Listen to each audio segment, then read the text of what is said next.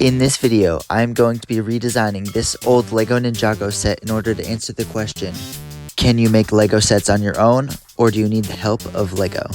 I'm going to speed this part up because this is basically just several minutes of me hunting for LEGO pieces that will work for this set. I'm going to start with the wings, and my original idea was to use these ratchet pieces to try and make the wings more adjustable, unlike the original set. I started off by putting these blue pins in to try to make more placeholders for other pieces to put on later. Next, I tried to take these little white pieces that I found to make the wings, similar to the old ones that were actually they were kind of like helicopter blades in some of the other sets, but I'm going to try to use these bricks because they're more playable and you can add stuff to them later on.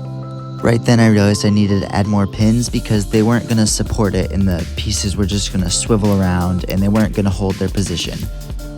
I also realized that the middle one was just going to swing around and there was nothing I could do about it. I also considered trying to use other Technic pieces like this white one with a bunch of holes inside of it to try to make it more buildable, but I also didn't think that was really going to work super well. My other idea was to use these wheels with some clips on the end of them, so that way I could attach the other pieces on top and make the wings more adjustable and you can flap them around a bit more. I ended up not doing this because I couldn't find another wheel like this, so I just decided to go with the original design instead. I did consider using some smaller wheels, however I ended up not doing it because it just didn't match the aesthetic of the 2011 set that originally came out. So I ended up going back to the original design to try to make the other wing too. We're just gonna have to deal with the stupid wings, but it'll probably be fine. Next up were the claws. I ended up using these white 2x3 plates and I attached clips to them so I could attach the claws to start building out the hands or whatever you want to call them for the dragon. These also went through multiple iterations, so I'm actually just gonna skip to the one that I ended up going with because this took me like 30 minutes to figure out. This is the final design. Now I just gotta double it. Next up, I started collecting these clear blue pieces to try to add accents to the dragon and specifically its wings and body. I decided to try to use ball joints for the wings so I could attach them and so they would be more pivotable and playable. Next, I started the body so that way I would have something to work off of. I also began to shape the back of it so that way it would look more like a dragon body and less just like a random block with ball joints.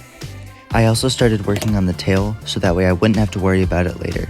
Although it did go through multiple iterations, this was just the first one. This is where I began to attach everything to see how it all fits together. Things did change a bit, but for the most part it all stayed the same. Next, I began to work on the dragon feet. I found these old black dragon claws in a bin of Lego I have. I spent the next 15 minutes working on a way to attach the dragon feet to the body in a way that looked like the original set but still had some new character to it and still worked. This was a second design I went through, trying to make it look more like the dragon with the white scales on it.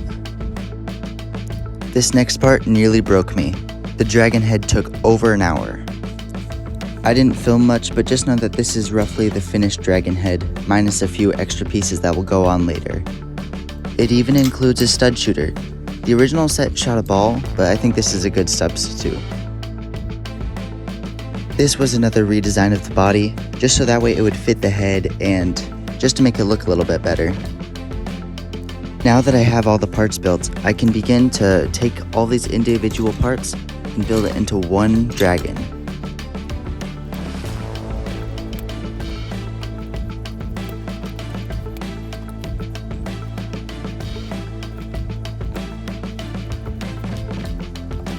Now that we have the dragon completely built and together, we can add on a few of the last details like adding these clear blue spikes on its head.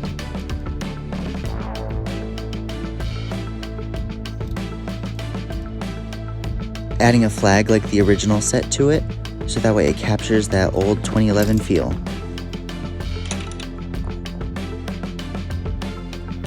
Try that one more time. Grab an old Zane minifigure to match the theme of the set. Then finish it off with a skeleton minifigure to complete the set.